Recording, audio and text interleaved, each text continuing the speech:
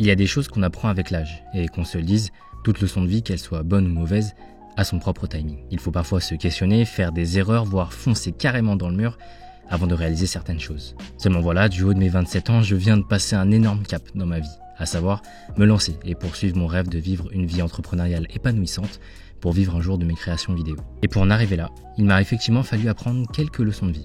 Dans cette vidéo, je voulais vous en partager 4 qui, je pense, m'auraient fait gagner du temps si je les avais apprises plus tôt. Si on ne se connaît pas, enchanté. Je m'appelle Nico, je suis créateur vidéo et sur cette chaîne, je documente justement mon parcours de créateur indépendant que j'ai entrepris après avoir quitté mon job à temps plein. Donc pour les nouveaux, soyez la bienvenue. Je tourne cette vidéo le 6 octobre 2022 et donc il y a à peu près 3 mois, 111 jours pour être exact, j'ai décidé de devenir officiellement entrepreneur. Attention qu'on se le dise, il y a tout qui reste à faire. Je suis encore en chemin, je suis encore très loin de mes objectifs.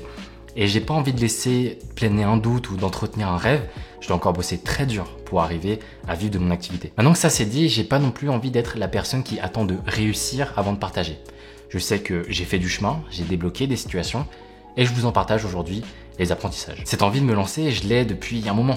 Mais c'est uniquement en embrassant les 4 leçons que j'ai apprises et que je m'apprête à vous partager là que j'ai réussi à passer à l'action. Et on commence tout de suite. Numéro 1.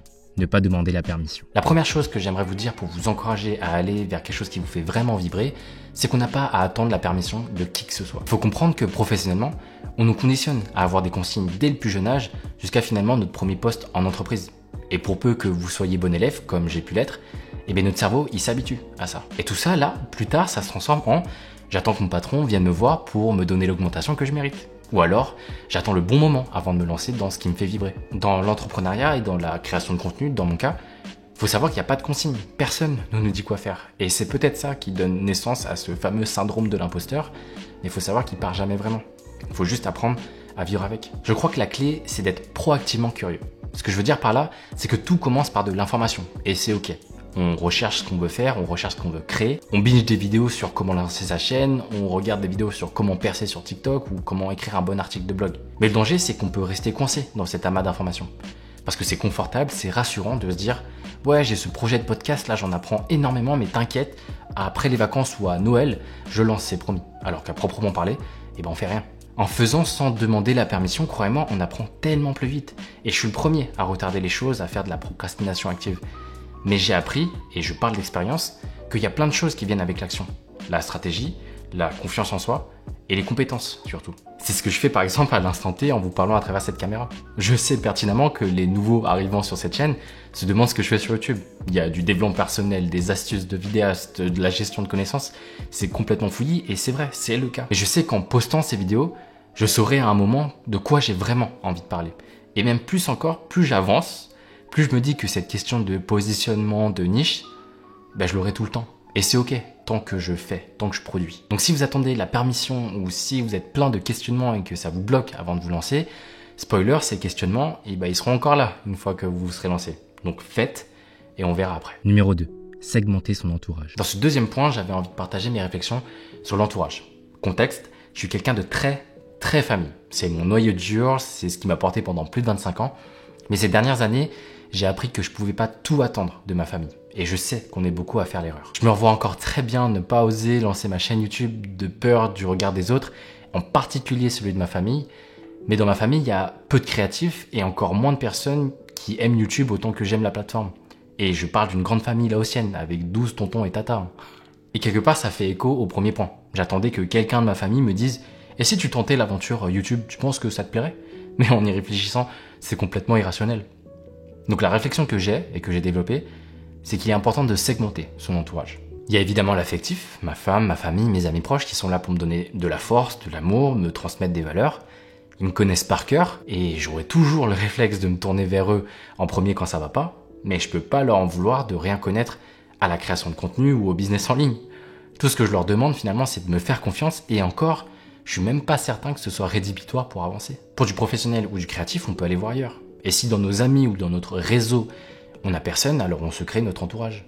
Internet a détruit aujourd'hui toutes les barrières, on peut se rapprocher facilement de gens comme nous, et ça commence par un DM, par un commentaire ou une simple réponse à un mail de newsletter. Aujourd'hui, il y a de plus en plus de communautés en ligne qui se développent, qu'elles soient privées ou gratuites d'ailleurs. Et personnellement, en rejoindre une fut une des meilleures décisions de ces dernières années. parce qu'on y rencontre des gens bizarres comme nous, qui ont la même vision du monde, et on a cette flamme qu'on partage tous. Ça nous permet de discuter de choses qui restaient sans réponse jusque-là avec notre entourage proche. Je vous mets un lien en description si vous souhaitez en savoir plus sur cette communauté, mais je réserve une vidéo entière à ce sujet pour le mois prochain. Donc si ça vous intéresse et que vous ne souhaitez pas la manquer, pensez à vous abonner. Numéro 3. Accueillir les moments de creux. Notre chemin vers l'entrepreneuriat finalement commence bien avant de se lancer. Et on passe parfois par des phases pas très cool. J'ai par exemple goûté au burn-out, et malheureusement, au vu des commentaires complètement fous et authentiques que vous me faites, c'est loin d'être original. Ce que je veux dire avec ce troisième point, c'est que ces moments de down font partie du chemin, et ils sont importants dans notre construction. Je vous invite évidemment pas à aller jusqu'au burn-out, mais justement plutôt de prendre conscience de la situation actuelle et de l'accepter. J'ai compris que l'anxiété qu'on peut vivre dans ces moments-là, c'est finalement un signal du cerveau, au même titre que la faim, la soif ou même la solitude. Quand on parle de besoins primitifs, c'est simple, on pense à manger, boire, voire sociabiliser, mais il y en a un qui passe toujours à la trappe, c'est celui de grandir. On est fait pour croître, dans tous les sens du terme. Et se sentir perdu, ressentir cette anxiété, c'est juste le signe que on stagne depuis un moment et qu'il est temps de faire quelque chose. On ne peut pas empêcher ces moments d'arriver. Tout ce qu'on peut contrôler, peut-être, c'est l'impact des pensées qui sont générées. Et ça vaut en réalité pour tous les moments de creux de notre vie. Que ce soit pour un deuil, un événement douloureux ou toute autre chose, on peut toujours accepter les balles perdues que la vie nous tire parfois. Et se dire, ok, là ça va pas, là je vais pleurer toutes les larmes de mon corps et être en bad total pendant 4 semaines, 4 mois, 4 ans s'il le faut, mais c'est ok, j'irai mieux ensuite. Empêcher ces moments d'arriver, c'est complètement impossible. Et bloquer, être hermétique aux pensées qui les accompagnent, c'est contre-productif en fait. En étant plutôt ok avec vous-même et en étant conscient des pensées que vous avez, vous avancez beaucoup plus sereinement. Et de ce que j'observe sur moi, c'est là que les périodes de down se raccourcissent, comme par magie. Numéro 4. Documenter. Dans le premier point, on a vaguement parlé du syndrome d'imposteur. Tout le monde sait ce que c'est, mais une des choses qui m'a permis de le dépasser, c'est de documenter ce que je faisais. On est souvent bloqué au début par le fait que nos idées soient pas assez intéressantes ou pas assez pertinentes. Mais du coup, on fait rien. Quand on documente, on a juste à raconter notre histoire. C'est non seulement beaucoup plus facile à produire, mais il s'avère que les gens aiment les histoires. Et c'est ce qui nous connecte le plus, finalement. À ce sujet, pour apprendre à raconter de meilleures histoires en vidéo, ça se passe dans ma newsletter tous les dimanches. Et si vous ne voulez pas manquer la prochaine édition, le lien est en description. Ce conseil de documenter ce que vous vivez, c'est pas quelque chose de réservé aux vidéastes ou aux créateurs entrepreneurs. Alors pour moi, effectivement, le plus visible, ce sont ces vidéos que je publie le plus souvent possible. Mais il y a des méthodes plus simples. Par exemple, je m'envoie régulièrement des mails de gratitude depuis plus d'1 an. J'y raconte ce que j'ai vécu, de bon comme de mauvais. Et parfois, j'y replonge. Alors, il y a certes des moments où je suis plus régulier, d'autres non. Mais ça me permet de poser des jalons et de voir d'où je viens. Dans la même logique, il y a ces vidéos sur ma chaîne qui sont horribles, qui me cringe au plus haut point, mais que je vais pas supprimer pour autant. Parce que j'ai besoin de montrer et de me montrer d'où je viens. Au final, je crois que documenter permet de gagner en confiance en soi. Parce qu'en postant chaque vidéo, même si j'en suis fier sur le coup, je sais que plus tard, je verrai des centaines de défauts et ça me cringera encore, mais c'est ok. En fait, je fais confiance à mon futur moi qui, à force de travail et de régularité, normalement sera meilleur que moi aujourd'hui. Et ça, c'est juste grâce à la pratique délibérée de la documentation. Donc que vous soyez au tout début de votre chemin et que vous n'osez pas vous lancer, ou alors que vous êtes en plein chemin mais que vous manquez d'idées, documenter votre parcours sera quelque chose qui vous aidera quoi qu'il arrive. En tout cas, c'est dans cette posture que moi je crée, et jusque-là, ça me réussit pas mal. Voilà pour ces 4 choses que j'avais envie de vous partager aujourd'hui. N'hésitez pas s'il y a une voire 2 leçons qui vous viennent à l'esprit et que vous voulez partager, ça aidera forcément quelqu'un, moi le premier.